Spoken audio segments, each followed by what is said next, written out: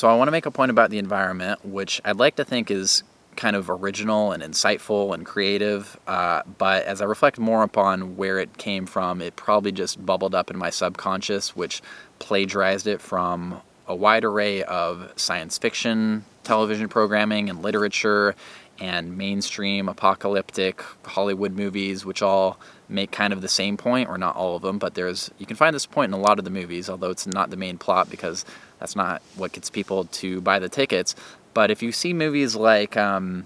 Am Legend, for instance, you might have noticed at the beginning of it, like Will Smith is walking around what used to be, and I guess what still is, New York City. Although, is a city still a city without the people? He ponders philosophically in the forest by himself, talking to you all.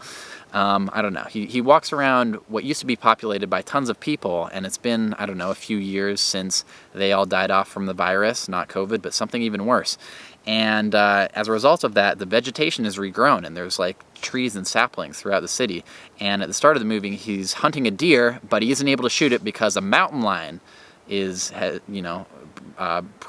on it. And kind of the point there is like, look, the people are gone and nature runs its course. And what made me think that I thought of it originally, before I thought of what happened in that movie, was, well, right now you might be able to see I'm in the redwood forest, or a grove within it. This is actually an old growth grove, and so it has been logged before. But just yesterday I was walking in, I think it's called like a second cut grove or something like that. Just a grove that it's been logged before, and it was logged, I don't know, like 100 or 120 years ago or whenever. And if I hadn't known that it was a second cut or a second growth or whatever, I wouldn't have guessed that, because the trees were pretty big, and that's in large part because redwoods grow very quickly. And it looked like regular nature to me, and that was kind of actually made me feel good, because it was like, just a blink of geologic time ago, humans completely deforested this area, as we've done with so much of the rest of the world, with deforestation and mining and covering it in asphalt and concrete, that sometimes you look at it and you get depressed and you say, man, we really effed this up. It's not coming back. But then you look at it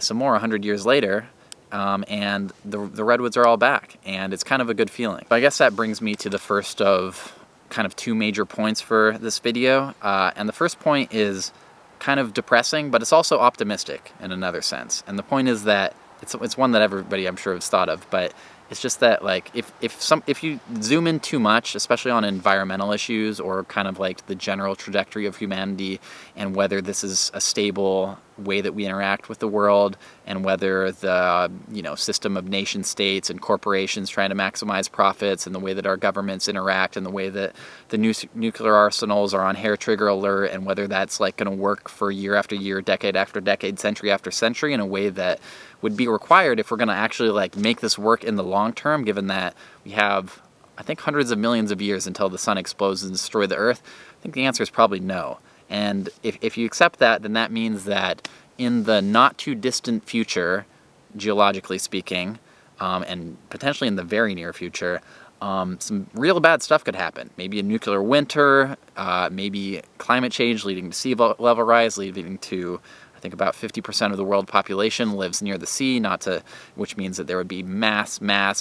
immigration and refugees, and we see what happens with just a few 100,000 refugees from the Middle East coming to Europe or to the United States, and the political upheaval and dysfunction that sows, and how that's a positive feedback loop into further destabilizing the world system in a way that makes it so that you think, oh, this isn't going to go good. And if you're like me, it gets depressing, and so you meditate about it in the redwood forest, driving your van around. If you can't do that, it freaking just sucks, and it gets even more depressing as you think about it. But if you take like the longer term view, in terms of looking at actually, geologic time or evolutionary time or whatever you want to describe it as, nature is resilient. And, 100 years a forest can grow back. A couple thousand years, you can hardly even notice the impact of humans. And I think after like 15,000 years, then even, nuclear waste stops being having deadly radioactivity. And so in the long run, like, the world's going to recover, nature's going to recover. What's going badly now is going badly now for us and for, the people in the immediate future, and also all the life on Earth at the moment, or at least most of it. I guess under deep sea aquatic volcanic ducks, the bacteria there are probably going to be doing pretty well despite what we do to the Earth right now. But it kind of sucks for most of the world,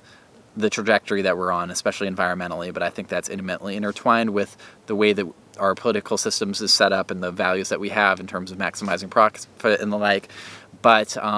I guess the heartening part of that is that in the long term, nature does recover. And that brings me to the second main point of this video, which I really just get from two factoids, which I recently rediscovered. The first of which I saw on Seaspiracy, which is a documentary on Netflix, which I thought was pretty good overall, although I think I played a little fast and loose with a couple of the facts. But overall, I definitely agree with the thesis that it is not a sustainable way to feed the world's population from fish and just fishing the ocean, not to mention what it does to those organisms in the ocean and whether they have any say in how we interact with it, but it's just not sustainable. And the fact that they brought out was that, and I looked it up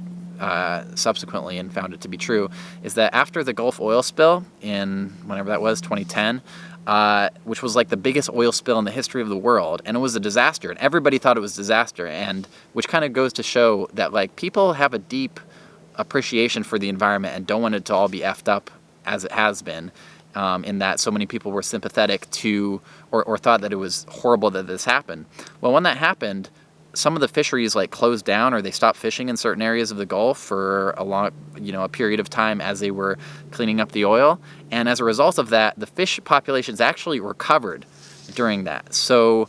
just the temporary reprisal from the business as usual, which is not considered a disaster, it's just how the economy works and how the way of the world is in 2010 and 2021 as well. Just stopping that for a few years recovered fishery populations despite the biggest oil spill in the history of the world. And so that's kind of a biting commentary on just the normal way that we interact with the world being more of a disaster than even the biggest disasters, that way of the world leads to. And the other example I think illustrates it even better, which is that in Chernobyl, or the areas around Chernobyl, I should know exactly the square mileage, but I didn't look it up before this, but a large area around Chernobyl, which was evacuated after the nuclear disaster, whenever that was, and it's got to be 40, 50 years ago. I don't know exactly when it was, but in the decades since, has recovered and is now kind of like a wildlife sanctuary because there's people just aren't effing with it. So just to put a bow on it, I think those two examples kind of illustrate that if people take not the big picture, but let's say the medium picture and kind of look not at any one individual industry or incident environmentally or country or,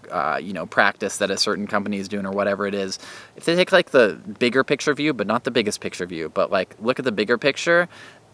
it's kind of just the general way that humans currently are interacting with the environment and the set of values that have led to the economic system as it is, in terms of we just need to fish, we just need to get oil, we just need to make sure we have enough power to make sure that all these people have,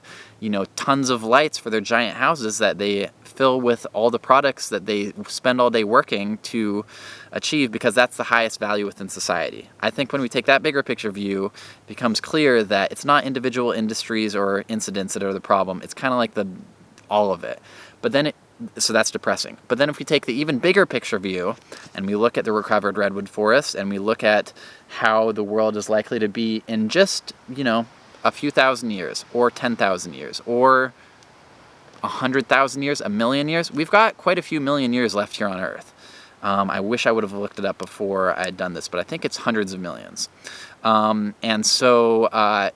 nature is going to recover, but it's just a choice of whether we as humans and as civilization are willing to kind of look in the mirror and fundamentally reevaluate the way that we interact with it and with ourselves. And if so, then we could make it sustainable in the way that, look at all these other organisms, how they're all sustainable and how these ecosystems persist for long periods of time, at least relative to how long we're likely to stay at this current trajectory. And even if we don't make it, it's kind of heartening to know that, the world will still be here. So it's fundamentally all of these videos, all of human organization and debate and